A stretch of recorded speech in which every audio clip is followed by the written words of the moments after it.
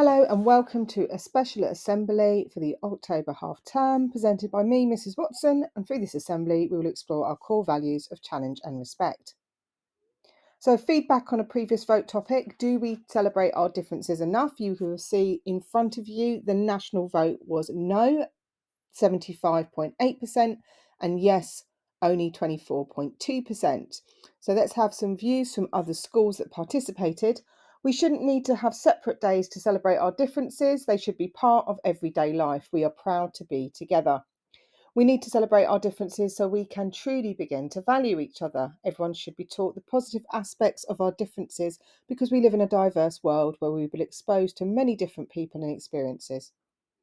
We don't talk about it enough. It's time we started celebrating Black and Asian excellence throughout the year. There could be more lessons in awareness. It tends to only be spoken about in Black History Month rather than all year round. We celebrate some things much better than others. Not all differences are celebrated as well as they should be. And here's some feedback from Adi Taisi from the Black Curriculum. The topic of this vote is an incredibly interesting and important one. At the Black Curriculum, we aim to empower all young people through education. This includes recognising and celebrating differences in order to improve social cohesion and a general sense of identity and belonging. We're all different, and with difference comes new and amazing opportunities for learning.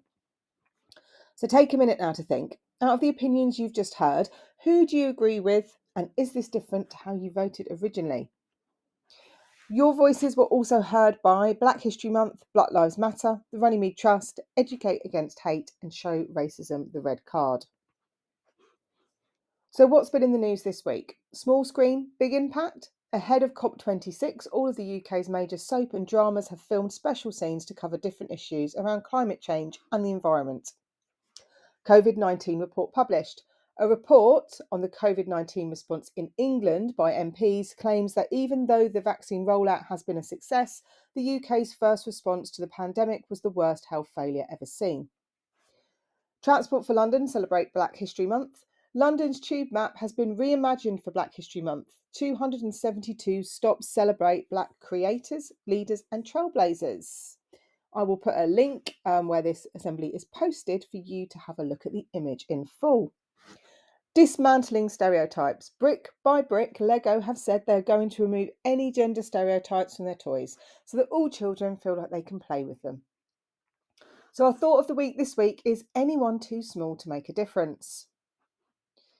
Words on the street. Protests have been in the news a lot recently, and you're going to learn about them more if you click on the lesson resources posted alongside this assembly this week.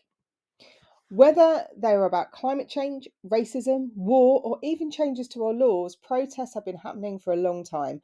They also come in many different forms, and this is what you're going to be exploring today.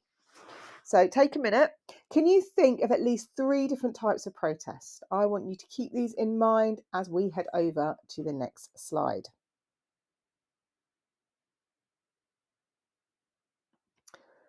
So, what is it good for? Who's who? On the next few slides, you're going to hear about some different types of protests. As you listen to each one, think about what kind of impact it might have and why. And a challenge for you. For each example, consider, do you know any other examples of these types of protests? A march. This is when a large number of people walk through a public space to show they support or disapprove of something. Scientists have done research into why people go on marches. It is mostly because they feel very strongly about something, but also because we want to create connections with others who feel the same way and cause change. Recent examples of marches are those organised by Extinction Rebellion. Do you know of any other types of protest of this type? Our next method of protest is a petition, a document signed by lots of people asking for action from leaders. Even the ancient Egyptians used them. Some people believe petitions will succeed if they are realistic, but others sign them even though they know they are unlikely to work. Nevertheless, they are still seen as key for raising awareness. For instance, a petition to scrap the UK's tampon tax in 2015 ended in victory. Do you know of any other examples of this type of protest? Protest songs, a song that shows disapproval of a certain issue. The songs are usually about political subjects. Protest songs are used to make noise and share your view of the world. They've been used by lots of different individuals and groups to highlight many issues, including wars, racism, climate change, and stereotypes. A past example of a protest song is Ethel Smith's March of the Women from 1910. Do you know any other examples of this type of protest? Hashtag activism. When hashtags are used to debate or show support for an issue, the term was first referenced in the Guardian newspaper in 2011. Bringing together 125 million people as a day, hashtags introduce us to new ideas and allow everyone to share their views. While some claim they're a revolutionary tool, others see them as words over actions. Hash Black Lives Matter is one of the most effective examples of hashtag activism. Do you know of any other examples of this type of protest?